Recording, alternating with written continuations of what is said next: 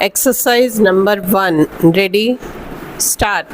The House will remember that when this matter came up on the earlier motion to appoint a joint committee, we had a fairly full and profitable discussion in this House. As a result, the House agreed to send this bill to a joint committee.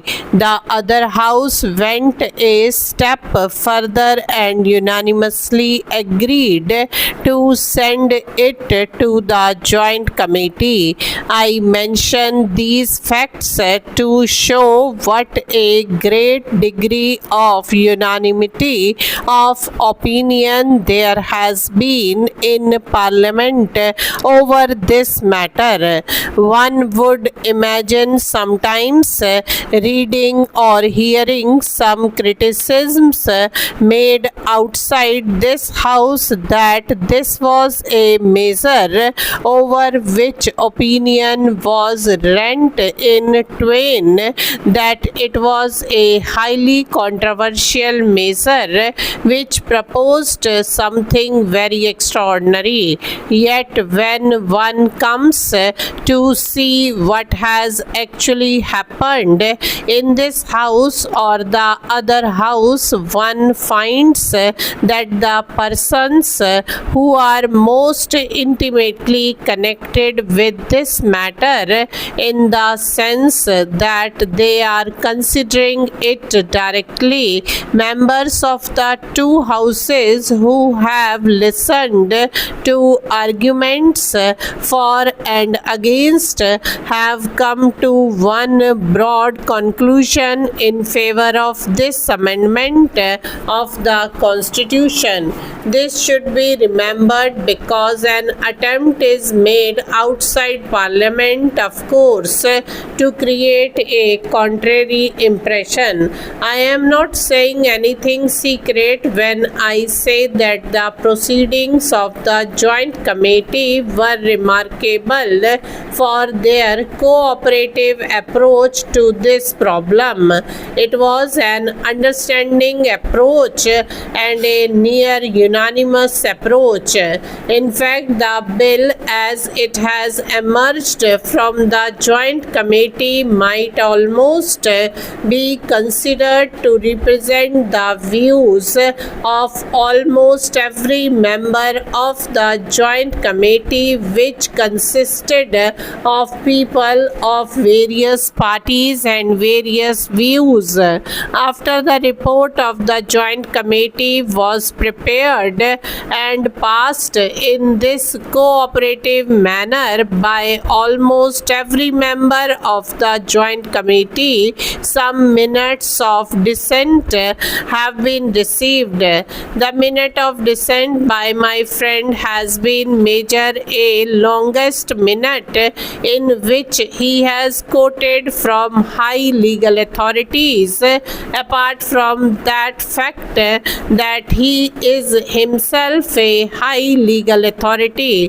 First of all, we must bear in mind exactly what this bill is and what this attempt to amend the Constitution is. It is odd that words like confiscation of property and expropriation are thrown about when actually what the Constitution says is that there will be no such thing except by law and except on payment of compensation thereof. The quantum of compensation is to be determined by the legislature. The king has given many quotations about due process of law. For instance, he says distinguished American judge has observed a great desire to improve the public condition is not enough to warrant achieving the desire by a shorter cut than the constitutional way. I say that this is the constitutional way, and what is proposed is the definite legal and constitutional way of doing it, and we are varying or amending the constitution in the constitution way. I do not quite understand this throwing about of words like expropriation and confiscation and doing things apart from the law. Remember that the sole major change proposed is to make clear one thing which was clear to us at the time this constitution was framed. That is to say, according to the constitution as it emerged from the Constituent Assembly, the quantum of compensation or the principles governing compensation would be decided by the legislature. This was made perfectly clear. It is obvious that those who framed the Constitution failed in giving expression to their wishes accurately and precisely, and thereby the Supreme Court and some other courts have interpreted it in a different way. The Supreme Court is the final authority for interpreting the Constitution.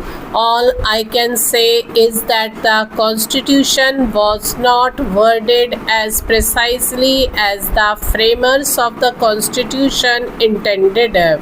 What the framers of the Constitution intended is there for anyone to see.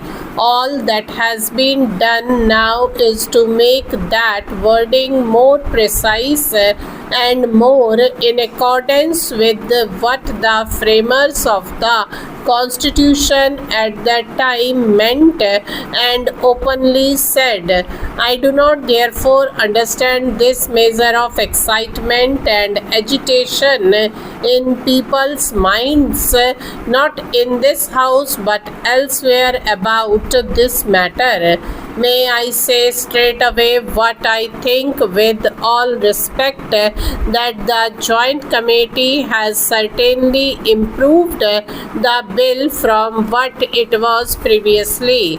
I accept this report and the recommendations completely.